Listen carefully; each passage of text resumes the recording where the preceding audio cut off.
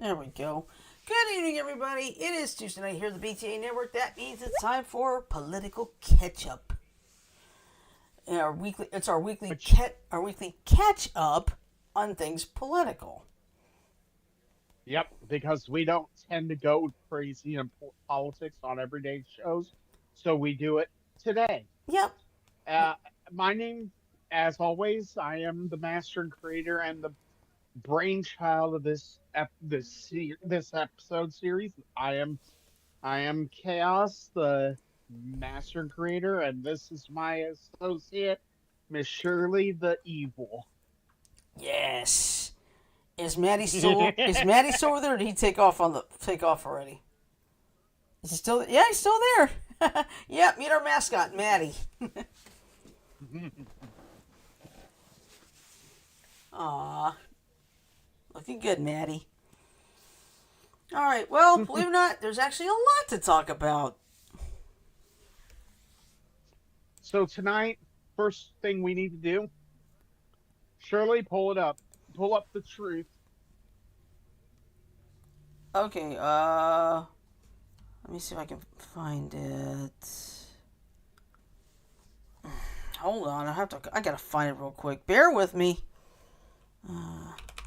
So there's a lot of Republicans out there who are right now claiming that Trump never said a certain thing about um about the passing of Robert Mueller. Now, here's what they're claiming he said. Okay? Mm-hmm. They're claiming he said on X. Mind you, he hasn't said much on X lately. Is I'm saddened to hear of the passing of Robert Mueller. While we had our political differences, and indeed his Russia collusion investigation caused a deep rift in the country, there could be no denying the gravity of the position he held. He was a Marine, a leader of the FBI, and a man who dedicated his life to public service. In moments like this, we set aside partisan disputes to recognize a commitment to our nation. Melania and I will send our deepest condolences to his family. We pray for peace and comfort for them during this difficult time. That is not what he said. No, it's not. Okay, and one more thing. I forgot to mention this. Our man from the Bronx, Sajo, is manning the chat room. So. He always is. Yeah. Hey, Okay. And give me a okay. second here. I gotta get the articles up. Bear with me, y'all. Let's see. And then on his Truth Social. There, got it. And I'm right where it should be. Really? You nailed it on. Let's see just how good you did there, Shirley. Not that I don't trust you. I know. All right, so scroll up. There it is. Yep. Mm-hmm. On Trump's Truth Social, he said, Robert Mueller just died. Good. I'm glad he's dead. He can no longer hurt innocent people. Mm-hmm. The problem is, the only person that he's considering to be quote unquote innocent is himself. Of course. So, I'm going to say this right now. What Trump is saying in truth is actually what he really believes. As far as I'm concerned, anyone who believes the bullshit from the Republicans needs to really start looking at themselves a little differently, because you are being duped. Uh-huh. Yep. And I'm not trying to be a dick,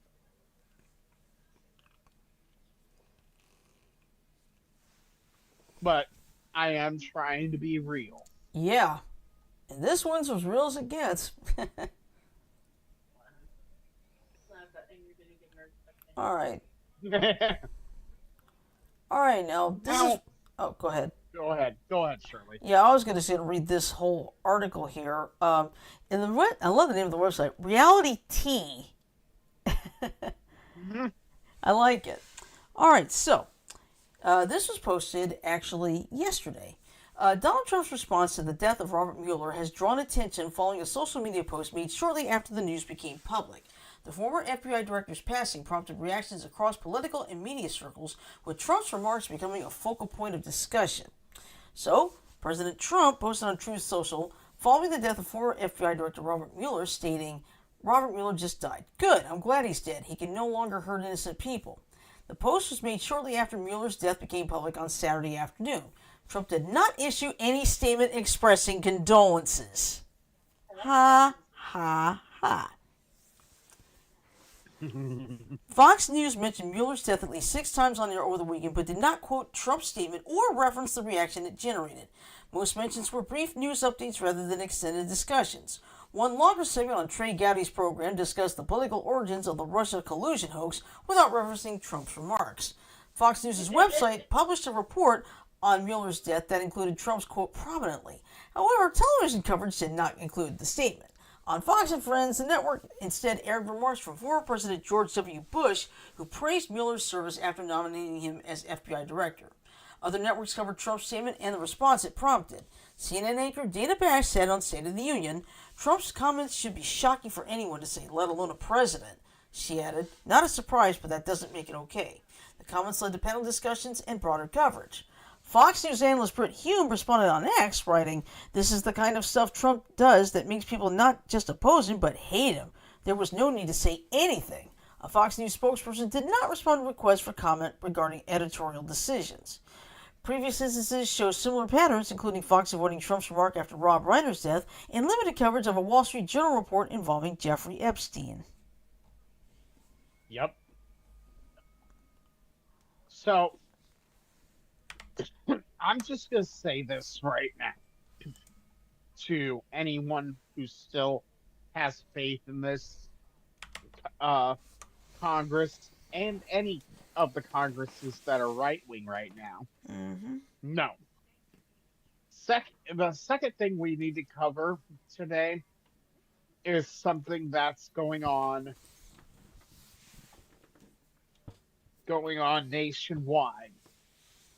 Shirley, you want to start it? Is it the protest? No. Well, yeah, let's do that. Okay, hold on a second. I didn't realize my screen was too big. Bear with me, folks. Still trying to get the hang of this thing. So, yeah, my screen's a little too big. There we That go. looks perfect. That's better. Okay, that's much better now. Okay. Alright, so, let's see. Oh, yes, it's the next No Kings protest, which is this Saturday. And there it is, the No Kings website. Yep. And there it is.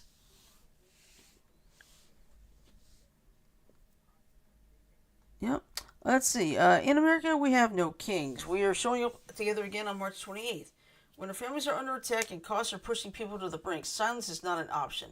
We will defend ourselves and our communities against this administration's unjust and cruel acts of violence.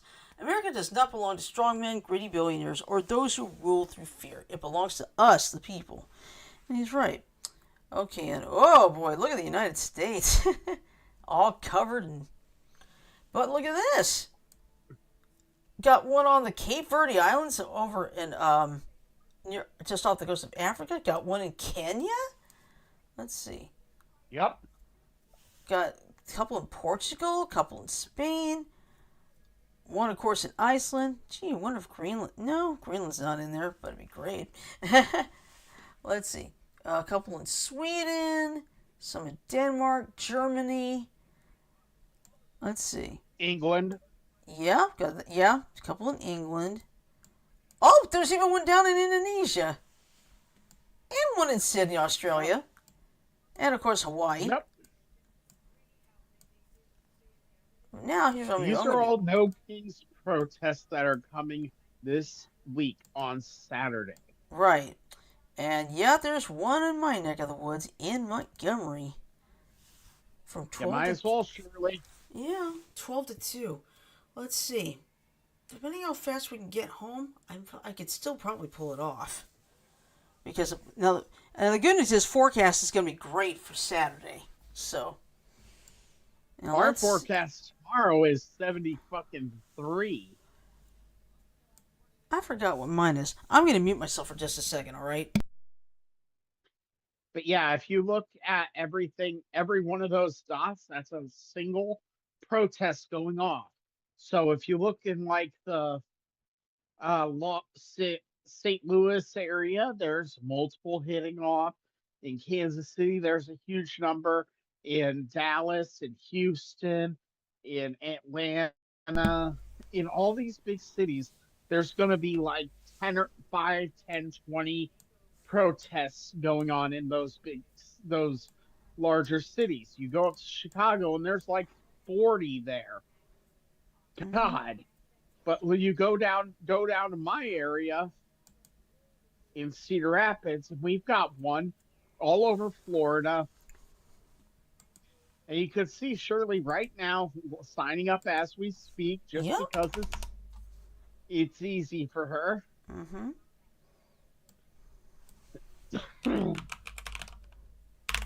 And yeah, for anyone who thinks that this is a joke, It's not. this is how easy it is for people to hold on.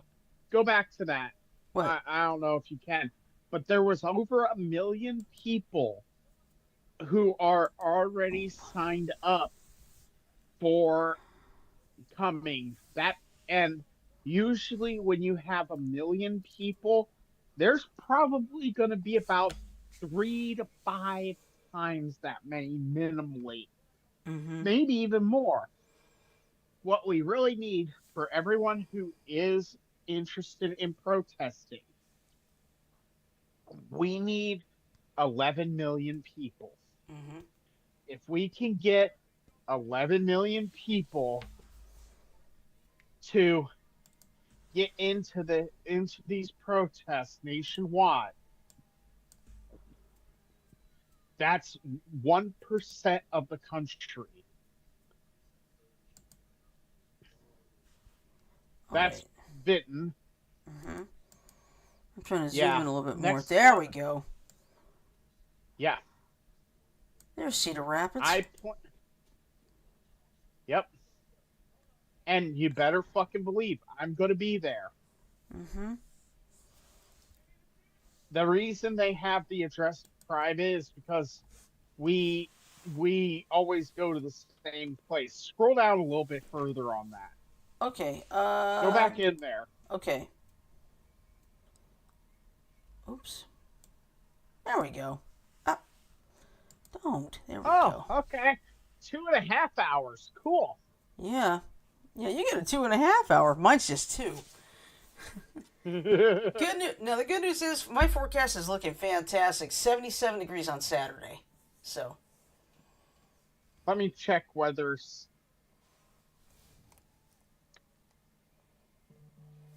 But yeah, that is an important factor. Keep an eye on the weather. Now it looks like, judging by. Let's see. I'm gonna go to the SPC's website real quick because I don't think there's anything on Saturday at all. 55 degrees in Cedar Rapids Mm-hmm. and barely at any chance of precipitation, like Yeah. 5. Looks like Saturday potential is too low, so that means everybody can go out and enjoy themselves doing it. Yep. And just so people know what we're doing, what this is right here, this is the National Weather Service's Storm Prediction Center, Mm-hmm. which allows us as spotters and even the public themselves to figure out what's coming in the next several days. Yeah. Right there, day 4 to 8 Mm-hmm. includes Saturday. Yep. Yeah, the good news is So with potential the too low. So, yay! so if you are in any of the cities that has one of those protests Mm-hmm. and you want to participate, I have just one simple word for you. Go. Mm-hmm. Now, keep this in mind. Not everybody can, okay? Because, Right. But but if if, you can go, go. yep. Mm-hmm. But here's something important. If someone can't go, don't discourage them. Don't force them to go. They may have something they've got to do. They have somewhere they've got to go. If they've already got that plan, don't force it. Okay? Exactly. Because protesting is great and all, but you have to remember some people can't. You got paraplegics; they're stuck at homes. They can't exactly go anywhere, not unless somebody is willing to take them. If there are people willing to take them, they still want to go. More power to them. Some people are determined not to give up. So, which is a good thing. Hey guys, everyone, Hello, Sarah. look carefully at my Oh, screen. Maddie. Hello, Maddie. Maddie's like, oh, thank you. I like these rubs. Keep going. Oh, keep going. I feel so comfortable. So, Shirley, pull up about the California law that we were discussing. Okay. California. Cal- OS age verification laws. Yeah. yeah. Hold on. I had it up or did I get rid of it? Okay. Hold on. Actually, do age verification laws California Okay. specifically, so that we can get the actual readout of the California law. There it is. It's the Digital Age Assurance Act, AB 1043. Now, of course, it doesn't go into effect until January 1st, 2027. Right, but can you get the act, like grab the law number Yeah. and then do a search so that we can actually get the text of the law? Okay. There it is.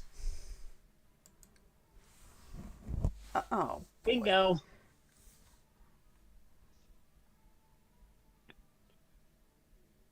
Okay. Ooh. All right. So how should I do this? Read the Legislative Council's Digest or actually read the bill text? Bill text. Okay. All right. So here we go. The people of the state of California do enact as follows. Section 1, Title 1.81.9, commencing with Section 1798.500, is added to Part 4 of Division 3 of the Civil Code to read.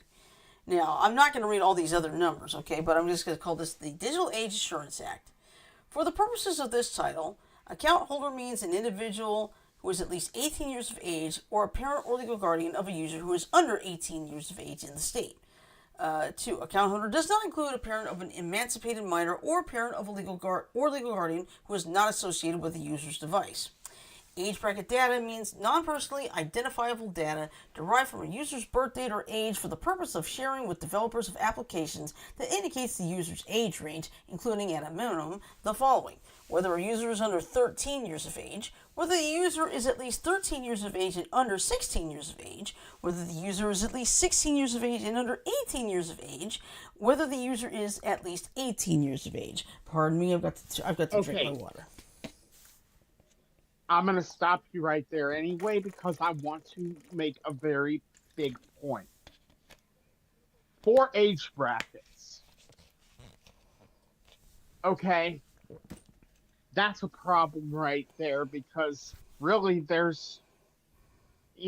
should only be three. You should eliminate the 16 to 18. But different states, different ways. Who Yep. gives a shit? But what I'm having a problem with right away is that they want to put people in those brackets.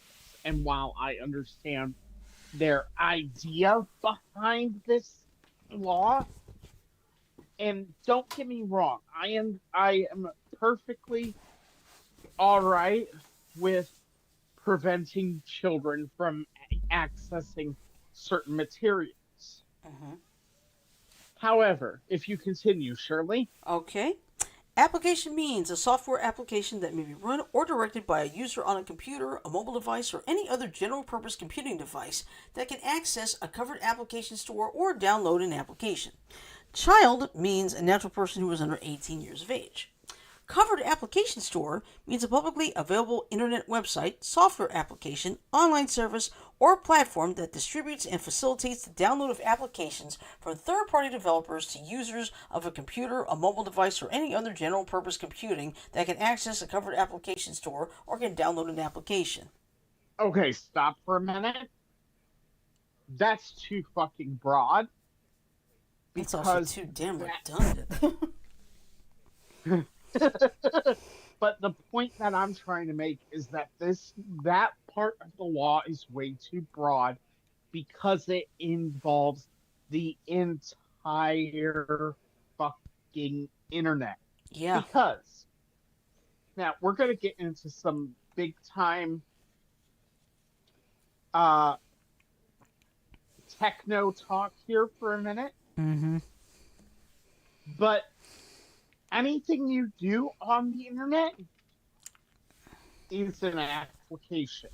Mm-hmm. Even that page that she is running right now, Shirley, is there a dot extension on the address bar? Legiscan.com. Is that it? Is that what you mean? No, I mean at the end of it. You know how some websites have dot HTML or dot Not in S. this case. No, it's Okay, oh, so then it's a document that is being served by an application. mm-hmm. That means that the application in this case would probably be the Apache web server, and the document is the what web page we're viewing on stream. Mm-hmm.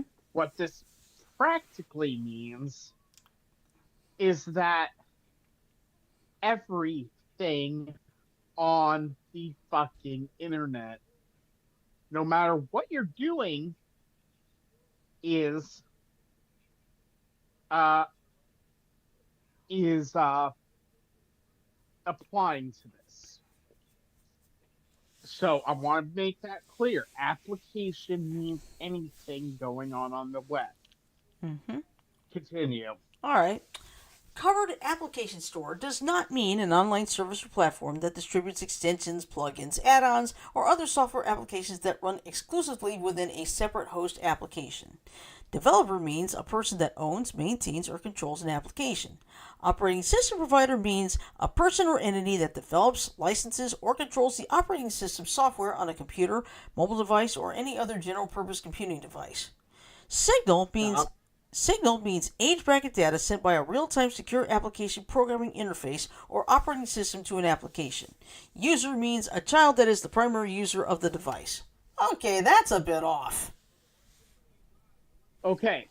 Do you notice what is said about operating system provider? Mm-hmm. Surely you might want to hold control and scroll your mouse wheel up about 3 or 4 notches just so that people can actually read it. Okay, got it.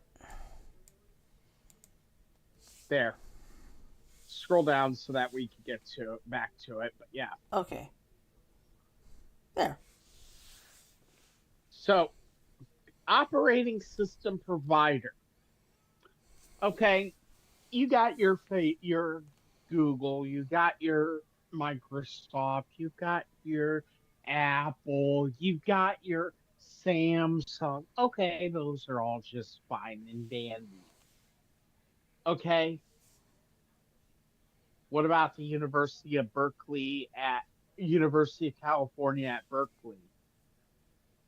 Mm-hmm. What about uh the Canonical? What about Red Hat uh Enterprise Linux? Okay.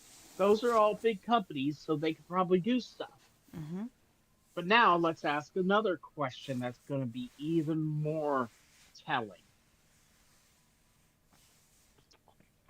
What about your average Tom, Dick, and Harry in their fucking basement who decide to code their own version of Linux?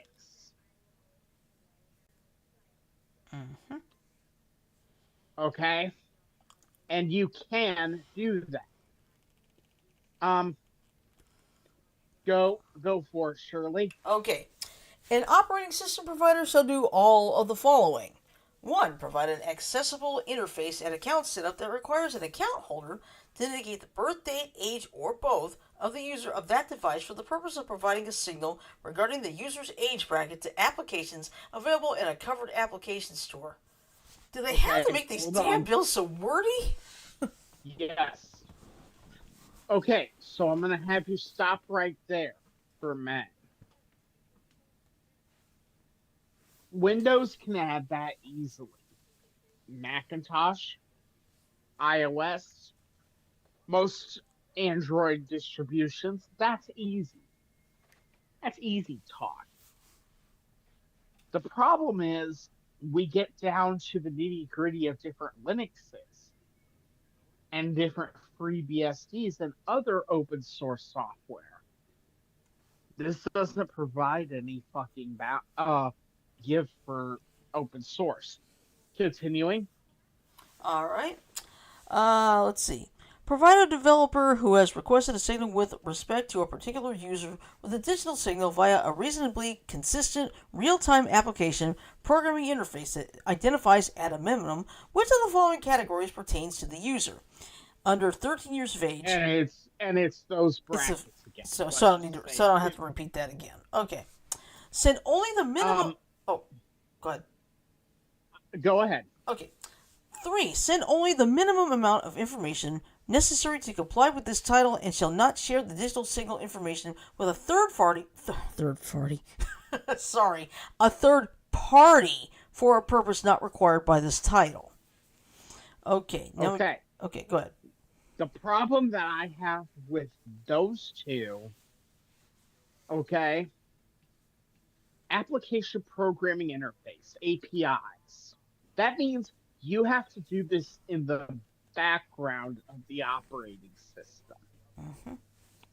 That means at all times, the operating system has to be sending a code out to whatever requests the code.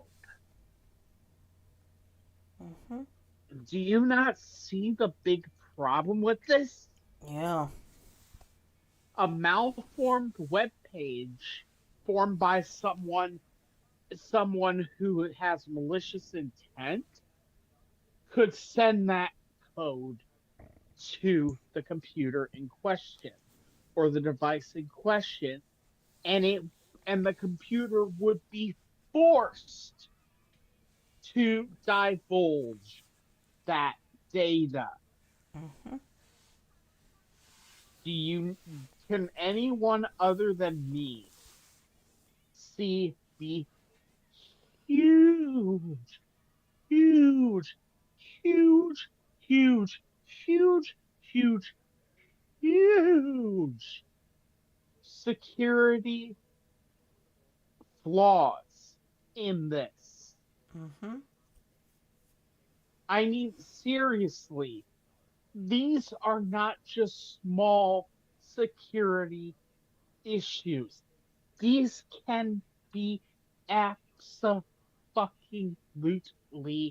gargantuan Mm-hmm. security things, security flaws. And they want to do this to all operating systems, all devices, all websites, Mm-hmm. all of it. Yep. Now, does it sound like it would work? Yes.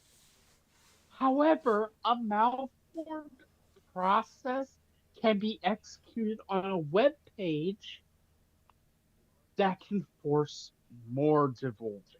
It, this isn't just a one-way street here. This is a two-way fucking domain going back and forth between the server and the user. And in this process, if the API is public, which guess what? Is. If you're using an open source piece of software like I don't know, Android, it's going to be an open source, an open API. That means that this can literally force a computer, a phone, a tablet, a game console, a anything, as long as the API's framing is consistent, it can force dump your entire fucking password and payment information data from within your browser. Do you see the flaw, Shirley? Mm-hmm. Do, do you, Sajo, see the flaw in this? I'm serious. This is not just a small potatoes type of thing. This the wrong formation of this API can literally force any data in your computer to be spilled to a website. Yeah, that's about right. Any and all.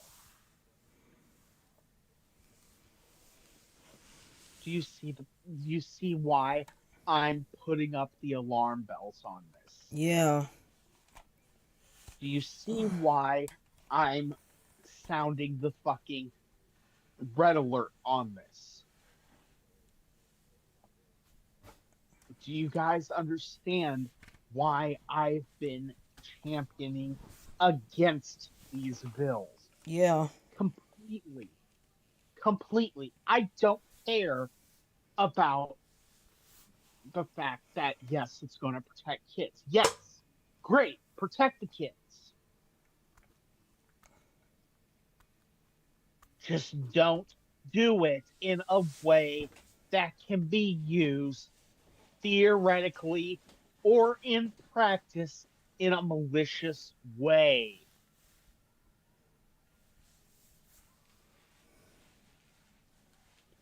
I'm someone who has a very high level of security knowledge.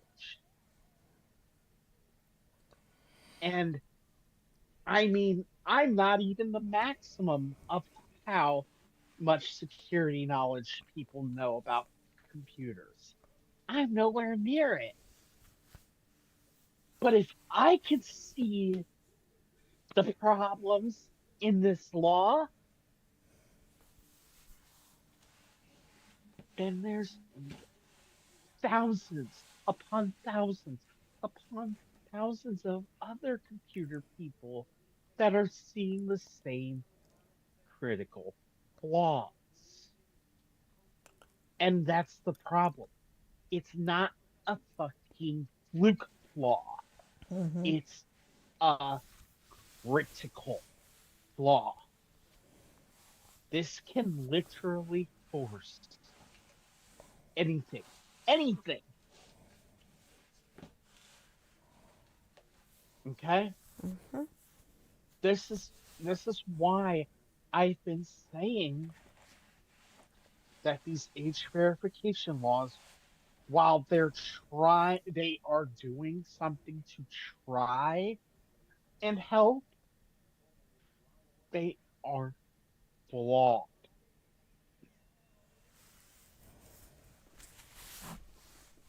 And that's the problem that people need to understand.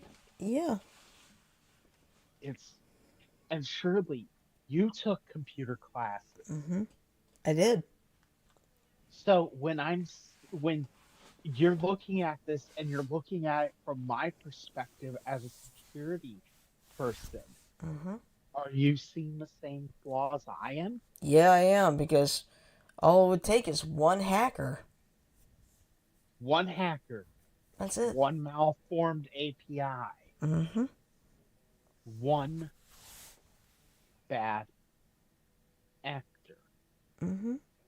and if all the children that you're trying to protect, all the kids your goal is to protect,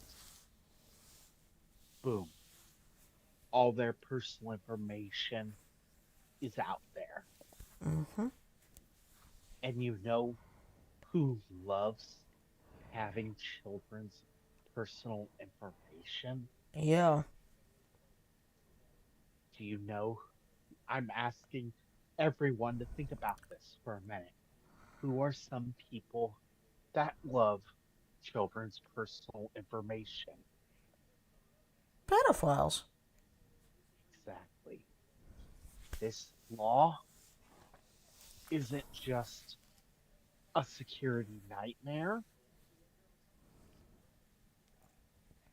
it's a pedophile's fucking dream come true. Mm-hmm.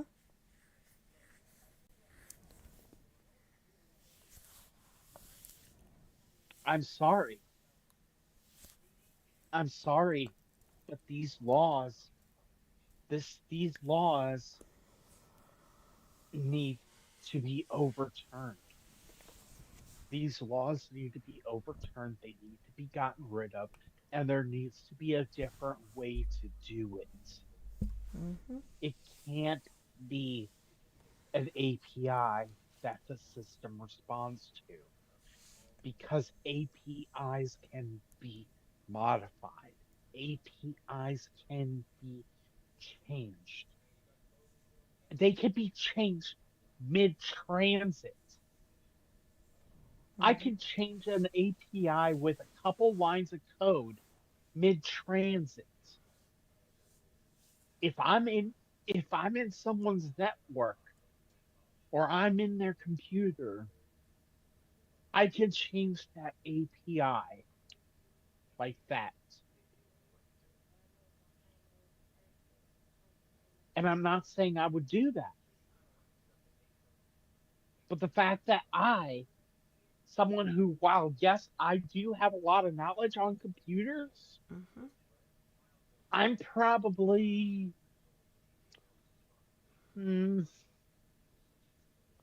50% of what is capable, whether good or bad. If I can see the flaws in this, millions of others are seeing the flaws in this, and tens or hundreds of thousands of people are excited for this because it could cause them to be able to do whatever they want. Think about, let's just break it down. What kinds of information do you store on your computer? Uh, Your name, yeah. your address, Mm-hmm. your credit card information, Mm-hmm. your bank account information, Mm-hmm. your social security number,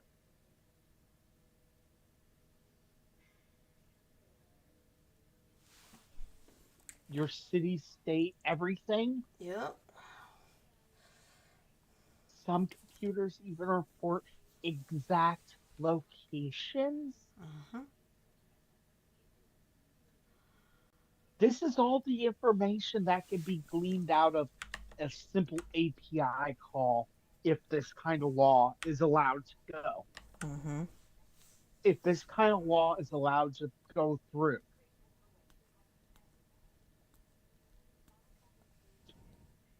And this is not just 1984. This goes beyond that. Mm-hmm. This goes straight to having millions upon millions of American children Mm-hmm. having their personally identifiable information stolen and used by those who would do them harm.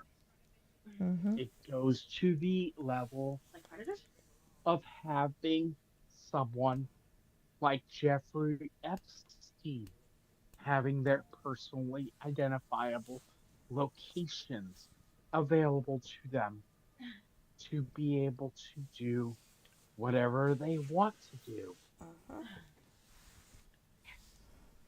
This isn't me trying to fucking be all doomsday and naysaying, oh my god, this. No.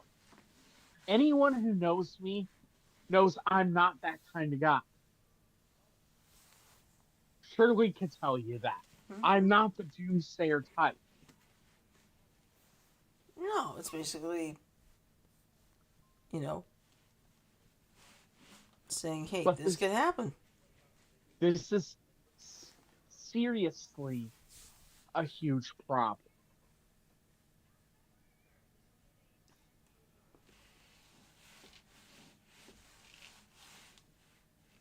It's just mind boggling to me. Yeah. However, there is one set of laws that I think needs to be passed nationwide. So we're going to flip the script here Okay. from a negative to a positive. Right to repair laws need to be made nationwide. Let's see. Right to repair legislation mandates that manufacturers provide consumers and independent repair shops with the tools, parts, and documentation necessary to fix electronics, appliances, and vehicles. Let's see. These laws combat manufacturer monopolies on repairs, aiming to lower costs and reduce electronic waste. California's landmark 2023 law covering devices over $50 is a major example. So, why do I think these laws are a good thing? And yes, I just harped on California for a law that was horrible in concept. Why do I think right to repair laws are great? Okay, let me break it down for you. Shirley, Mm-hmm. what's used to connect chips and other components to your circuit boards? Oh, I have no idea. Solder. Oh, What is solder made of? I don't know. Sorry. Most solder is a uh, alloy between about 60% tin and about 40% lead. Hmm. Do you see a problem yet? Lead poisoning, anyone? If if not, let me break it down for you.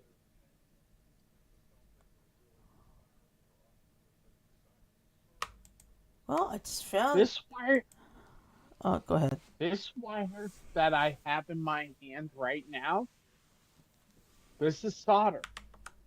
Mm-hmm. This is leaded solder. It's about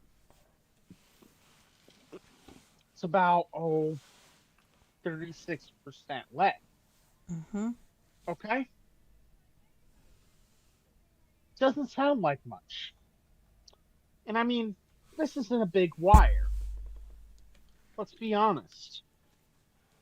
This is about, I'd say, about 4-inch wire, double ply of solder. This is probably about a gram or two of lead. Doesn't sound like much. But imagine that this is how much solder is holding down the chips in your cell phone, the chips in your game console. Okay? Mm-hmm. Now, multiply that number by, say, 100,000. Mm-hmm. And then imagine those 100,000 devices in a landfill somewhere. Mm-hmm. Okay. Let's see. I Do you found. see the problem? Yeah.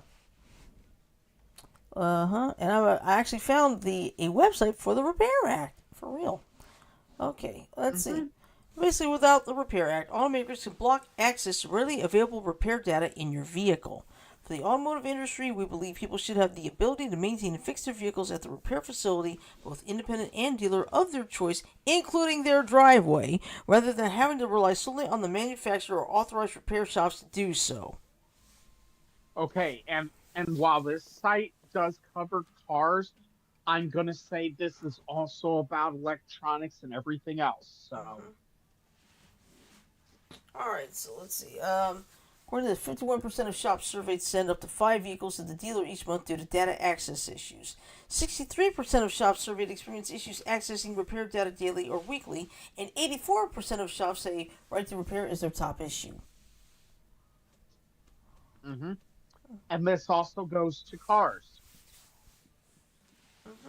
I mean, not to cars, but to computers. Yep. Scroll back up for a minute, Shirley, because I Okay. want to go through what was just up there.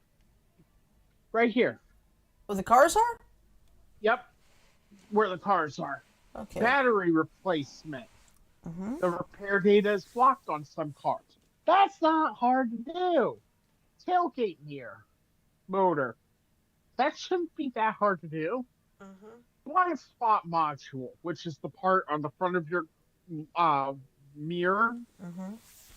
that kind of helps see in the blind spots and off to the sides. Yeah, front radar, blind spot monitor. Those things should not be impossible. Nothing should be impossible to repair, Mm-hmm. short of your CPU is cracked.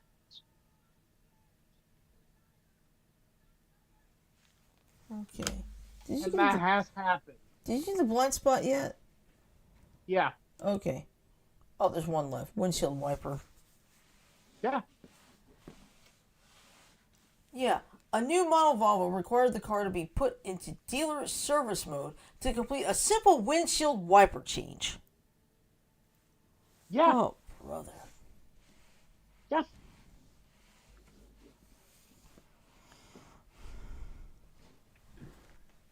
Let's see. What is the Repair Act? The Repair Act would require automakers to allow vehicle owners and independent repair shops access to the same vehicle generated repair and maintenance data, repair tools, and software as their dealer network. What data is blocked, critical repair, and maintenance data required to get vehicles safely back on the roads are currently being restricted. Now, here's where it gets interesting. 95% of new vehicles sold globally will have wirelessly transmitted connectivity by 2030. Currently, data is sent only to the vehicle manufacturer who controls who has access and at what cost. On average, drivers spend 36% more on repair costs at the dealership than they would at the independent service shop. 77% of vehicles are over 7 years old. Without right to repair, drivers will be forced to dealerships where costs are higher, taking an estimated $100 billion from drivers' pockets. I don't know, I drove a Honda Civic for, let me see, 11 years. Yep. So, And these right, like I keep referring to, these right to repair laws are not just um about cars, they're also about fucking electronics. mm-hmm. Your Xboxes, your PS5s, your computers themselves. Fucking the worst offender when it comes to repairability in computers is fucking Apple. Mm-hmm. Apple is the fucking worst. And I'm not trying to be a dick about it. No. but it is. Mm-hmm. Anyway, is Let's there see. anything else? Actually, yes, there is. We got one more thing.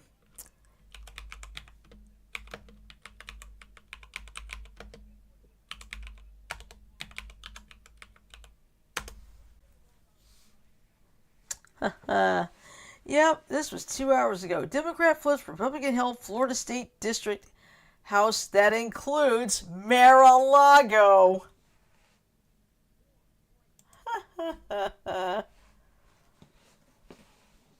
So here's what's going on. Democrat Emily Gregory won a special election Tuesday, today, for the Florida State House District. That includes President Donald Trump's Mar-a-Lago resort, flipping the seat from Republican control, the Associated Press projects. Gregory beat Republican John Maples, whom Trump endorsed, in the race for a seat that has been vacant since August when Mike Caruso resigned from the legislature and was appointed Palm Beach County Clerk. Gregory had 51% of the vote, to 49% for Maples, with all precincts reporting. Democrats have performed well in special elections during Trump's second term, with the party pointing to those results as a sign of strength ahead of the 2026 midterms. Florida's 87th district is the 10th GOP-held state legislative seat Democrats have flipped around the country since Trump took office again last year. Republicans have not flipped any Democratic state legislative seats during that time. Trump carried this Florida's legislative district by about 11 percentage points in 2024, according to the Down Ballot, a left-leaning political site that tracks special elections. Winning on Trump's literal home turf carries special significance for Democrats. Democrats can run and win anywhere, including Donald Trump's backyard. Florida Democratic Party Chair Nikki Fried said in a joint statement with the Palm Beach County Democratic Party. Some of the most significant events of Trump's second term have taken place at Mar-a-Lago, including the direction of 6 major military actions, most recently the start of the war with Iran. Trump cast a ballot in the special election and backed Maples, a former council member in Lake Clark Shores, in both the special primary and the special general election, exhorting social media followers to turn out to vote. Gregory, a business owner, was running for office for the first time. Her campaign keyed in on rising costs and promised that she would focus on the issue if she was elected. Excuse me. Ooh, good thing you know how to mute fast. Give me just a second. Oh.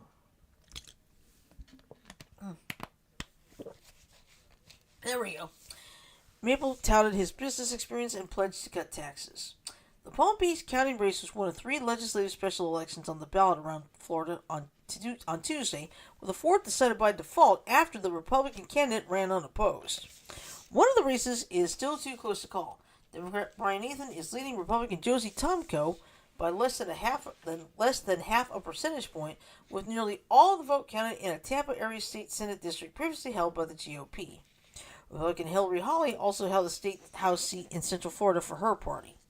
The special elections are taking place as Trump's approval rating sits in the high 30s to the low 40s in the most public polling, which has influenced elections throughout the U.S. over the past year. Americans have also largely taken a dim view of the war with Iran in public polling, as it has dominated media coverage of the Trump administration for a month now. Yep, and we all know why it's been dominating the media coverage, because guess what?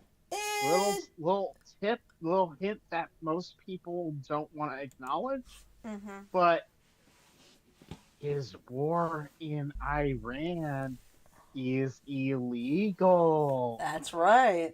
He launched the war because in case you don't know, only Congress can approve. Yep. The president can't do that.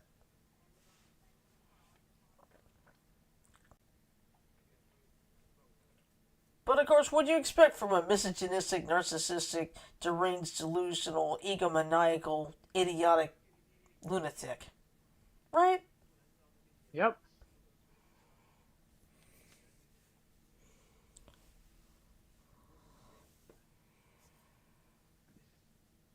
It's just ridiculous. But but boy, I know Trump is squirming so badly tonight. It really is. And he deserves it. It's like, oh my god. The person There's a Democrat running for where I am. Oh God.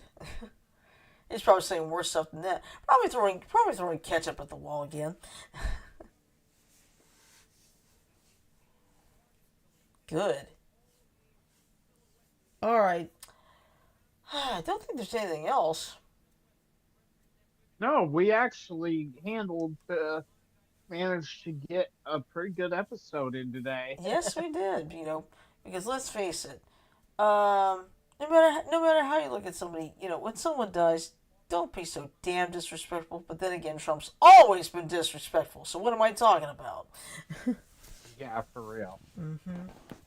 And that's one of the reasons why we, as a crew, as Beyond the Airwaves, do not support Donald Trump because of his bullshit.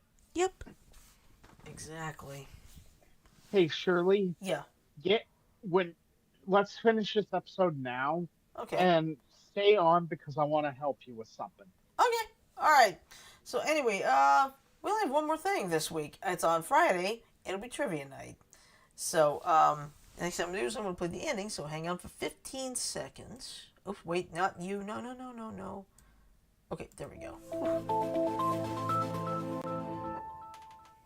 I'm poking the cat. Do not poke me. I will stretch if you poke me.